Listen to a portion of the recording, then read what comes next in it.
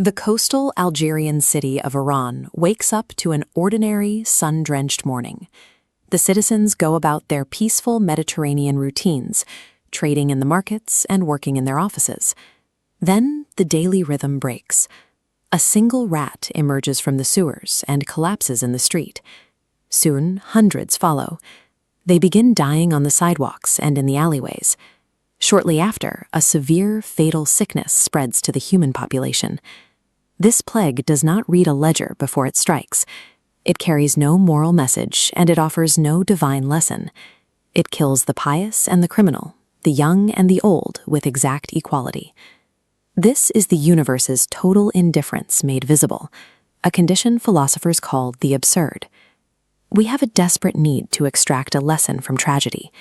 We look for a reason why a child suffers, or why a disease sweeps through a peaceful town.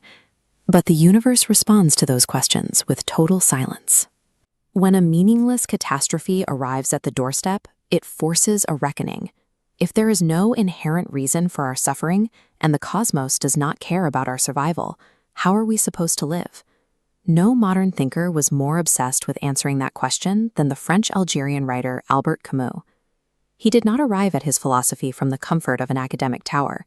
He grew up in the working-class neighborhoods of Algiers. At age 17, a severe tuberculosis diagnosis brought him face-to-face with his own sudden, unexplainable mortality. During the Second World War, his proximity to death expanded. Camus joined the French resistance under Nazi occupation, risking his life to edit the outlawed resistance newspaper Combat. He would go on to win the Nobel Prize for Literature at age 44, achieving massive global recognition. 2 years later, at age 46, he died instantly in a car crash. His writing was a practical toolkit built by a man who understood the fragility of life firsthand. He needed a method to survive the crushing weight of the absurd without surrendering to despair. Camus explored his initial response to this problem in his early novel, The Stranger. The protagonist, Meursault, confronts a meaningless world with total detachment. He observes life from a distance, avoids emotional connection, and ultimately faces his own execution with a cool, isolated indifference. But a few years later, Camus realized that this posture of individual detachment collapses when a crisis scales up. An isolated man can choose indifference, but a whole community facing extermination cannot. In his next major work, The Plague, the city of Oran is overwhelmed by disease. To prevent the spread, the gates are locked. The port is shut down. The citizens are trapped inside, completely cut off from the rest of the world. When the absurd manifests as a shared physical catastrophe, individualism fails as a survival strategy. The illusion of separation disappears, and the community is forced to reckon with the horror together. This chart maps out how the quarantined city acts as a philosophical laboratory. Stripped of their daily routines, the citizens are forced down one of 6 distinct paths, representing different moral postures in a crisis. Some choose false solutions. Father Paneloux frames the disease as a divine punishment, demanding total submission to God's will. Meanwhile, Cottard exploits the chaos for personal profit, thriving as long as the catastrophe continues. Others seek a way out. The journalist Rambert tries desperately to flee the city and reunite with his wife. Another citizen, Grand, retreats into obsessive distraction, endlessly rewriting the first sentence of a novel to avoid the reality outside his window. But the novel locates its answer in a different kind of response. Theroux commits in the secular pursuit of doing no harm, siding always with the victims. Beside him is Dr. Rieu, who responds to the horror with the relentless humanist duty of treating the sick. The sickness itself does not create meaning. Instead, the catastrophe strips away every illusion and forces the people of Oran to decide exactly what kind of human beings they intend to be. We have moved far away from the quiet, lonely beaches of Meursault. The answer to the absurd is now found in the packed, exhausted reality of Dr. Rieu's plague wards. There is no glory in this work. Rieu checks pulses, lances boils, and records death statistics hour after hour. It is a grueling, repetitive grind against a relentless opponent. He harbors no illusions about victory. Rieu knows he cannot cure the human condition, and that the plague bacillus will eventually return.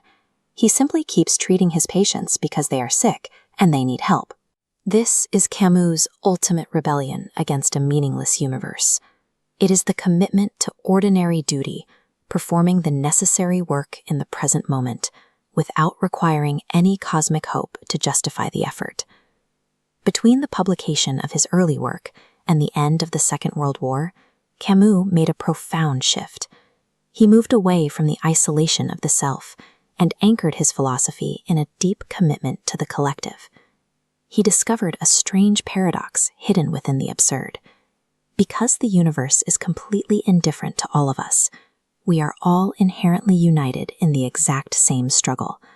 We are trapped in the same city, fighting the same plague. In a rare moment away from the wards, Ryu and Teru look up at a vast, uncaring sky. In that silence, they find genuine peace, drawing joy from simple human companionship against the backdrop of an empty cosmos. The only way to effectively rebel against a cold universe is to persistently generate our own warmth. In the face of tragedy, we push the rock up the hill together, realizing that there is more to admire in humanity than to despise. The city of Oran is sealed. Under the weight of an Algerian summer, the plague acts as the absurd made flesh, an indifferent biological force that ignores every human plea for meaning or mercy. Dr. Bernard Rioux meets this disaster with a grueling, quiet persistence. He treats the suffering because it is his job. This is an honorable stance, but as the months drag on, the narrative asks if merely surviving the biological onslaught is enough to constitute a moral life. The inhabitants reach a breaking point. Severed from their pasts and their loved ones, they are reduced to a biological present. The human spirit requires a moment of true freedom to avoid total collapse. Ryu and his friend Jean Taru eventually slip past the city's defenses for 1 hour. They spend it swimming in the dark sea. The water is cool, vast, and indifferent, the only moment in the chronicle where the characters are not defined by the walls surrounding them. Floating in the Mediterranean, they find a temporary reprieve from the bacillus. This suggests that in an absurd universe, true rebellion involves finding a shared human warmth that exists despite the surrounding silence of the world. After their swim, Taru recounts his childhood. At 12, he watched his father, a public prosecutor, stand in a courtroom and demand that a man be put to death. Taru looked at the prisoner's face and saw a human being terrified of the state's machinery. He saw his father's mouth moving, using the law to justify a killing.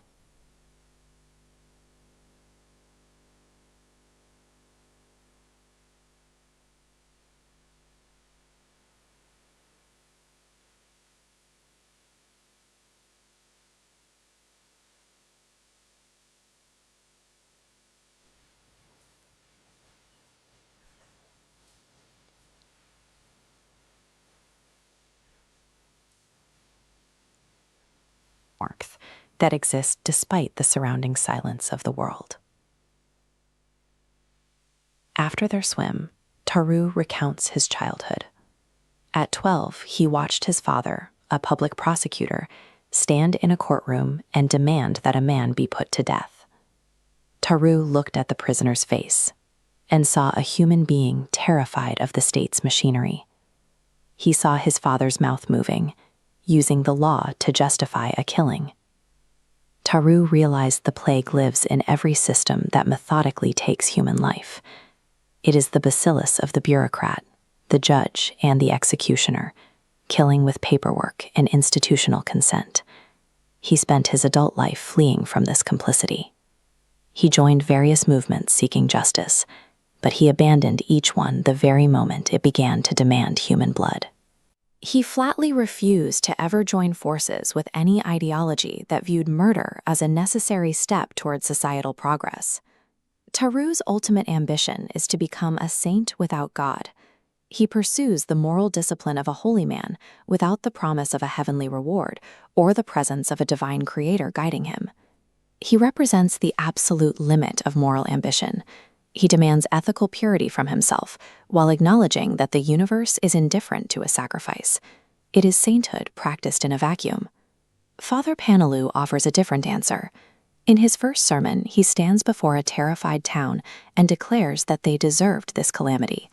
He frames the plague as God's rational, just punishment for human sin, a way to make the suffering feel purposeful.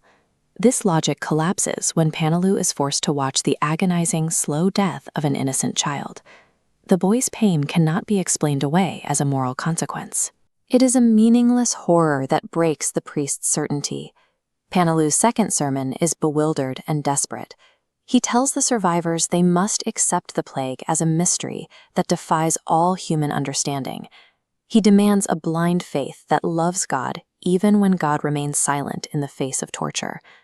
Paneloux lives out this total surrender. When he falls ill, he refuses human medicine to entrust himself entirely to the divine will. He dies in isolation, a man who pushed his belief to its most painful final conclusion. Religion failed Paneloux because the death of an innocent child marks the absolute limit of religious justification. For Rieu, a true humanist must reject any system, divine or earthly, that attempts to rationalize the suffering of the innocent. Camus applied this same refusal to the political landscape of Paris in 1951. The debate shifted from a fictional plague to the very real question of whether a better future could justify a violent present. Jean-Paul Sartre, the leading intellectual of the era, took a Marxist-aligned position. He argued that political violence was sometimes a necessary tool for liberation. In his view, a revolution might require necessary victims to reach its historical goal. Camus published The Rebel to argue the opposite. He insisted that every killing justified by a grand idea simply produces a new killer. He saw that movements starting in revolt against injustice often end by institutionalizing their own forms of terror.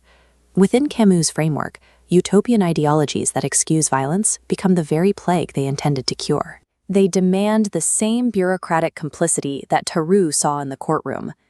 Tarrou is the fictional manifestation of this political refusal. He is the person who leaves the movement the moment the shooting starts, choosing to be a victim rather than an executioner. Camus sacrificed his relationship with Sartre to defend this principle. He maintained that no political utopia can ever justify the taking of a single human life, even if the world remains meaningless without that historical progress. The epidemic eventually recedes. The gates of Oran open, and the city celebrates its release from the nightmare. To the crowds, the disaster is over. Rieu watches the celebration from a rooftop. He carries the knowledge of a survived witness, understanding that the joy below is based on the illusion that the danger has been defeated forever. He realizes the plague bacillus remains dormant in furniture and linens. It waits for the moment human beings grow tired or indifferent to the welfare of others. It is the permanent baseline of our condition. We see this dormancy in climate change and the loneliness epidemic. These modern plagues don't require villainy, only the silence that allowed Oran to be consumed. We prioritize our immediate comfort over a shared threat until the gates are locked. The plague is not an event we survive and move past.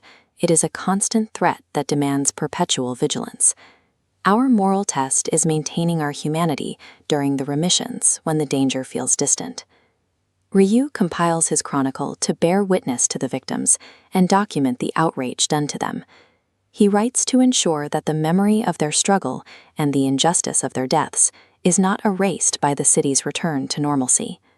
He reaches a final and modest conclusion. Despite all the horrors, the cowardly choices, and the systemic failures he witnessed, he believes that humanity is fundamentally more admirable than it is contemptible. This framing is the only intellectually honest victory possible in an absurd world. Camus does not offer a cure or a paradise. He simply notes that the human response to catastrophe is, on balance, a reason for hope. The bacillus will wake up. The plague will come for your city. When it does, the record will reflect the witness you chose to be. In a suffering world that offers no external meaning, Our ultimate rebellion is choosing a quiet, stubborn human solidarity over the false comforts of violent ideologies or religious silence.